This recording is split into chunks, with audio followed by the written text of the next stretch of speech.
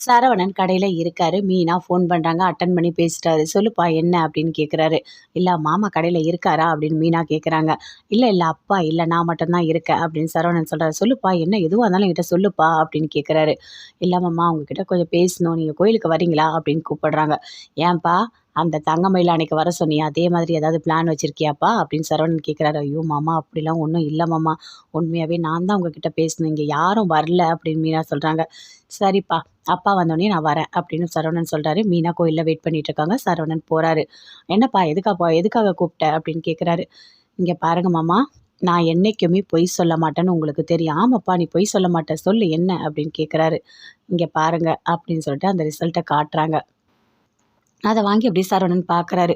"இதுதான் ஏற்கனவே காமிச்சாச்சு. என்கிட்ட தங்கமயில் காமிச்சா. நான் பார்த்தேன்ப்பா" அப்படின்னு சொல்றாரு.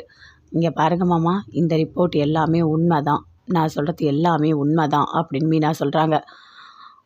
உண்மையா?" அப்படின்னு கேட்குறாரு. "ஆமா. அவங்க ரிப்போர்ட்ட காசெல்லாம் குடுத்து வாங்கல. அவங்க ஹாஸ்பிட்டல் போயிட்டு செக் பண்ணும்போது, நானும் அதே ஹாஸ்பிட்டல் போனேன். அப்பதான் டாக்டர் சொல்றத நான் என் காதால கேட்டேன். அது உண்மதான்" அப்படின்னு சொல்லிட்டு மீனா சொல்றாங்க. அத கேட்டோனே சரவணன் ரொம்ப வருத்தப்படுறாரு. "உண்மையாவா? நீ சொல்றது உண்மையாப்பா?" அப்படின்னு சொல்லிட்டு. "ஆமா மாமா, நான் சொல்றது எல்லாமே உண்மதான்" அப்படின்னு சொல்லிட்டு மீனா சொல்றாங்க. அத கேட்டோனே சரவணன் அந்த ரிப்போர்ட்ட பார்த்து பயங்கரமா அழறாரு. தேம்பி தேம்பி அழறாரு. "உண்மையாவா? இந்த ரிப்போர்ட் உண்மையா? அப்போ என்னோட குழந்தை தான் வயித்துல வளர்ந்துகிட்டு இருக்கா?" அப்படின்னு கேட்குறாரு. "ஆமா மாமா, எல்லாமே உண்மதான்" அப்படின்னு சொல்லிட்டு மீனா சொல்றாங்க. ரொம்ப வருத்தப்படுறாரு. அப்படியே பார்க்குறாரு. பார்த்துட்டு, "ஐய்யய்யோ! நான் வேற தப்பா பேசிட்டேனே! அந்த வயித்துல வளர்ற குழந்தைக்கு நான் அப்பா இல்லன்னு சொல்லிட்டேனே!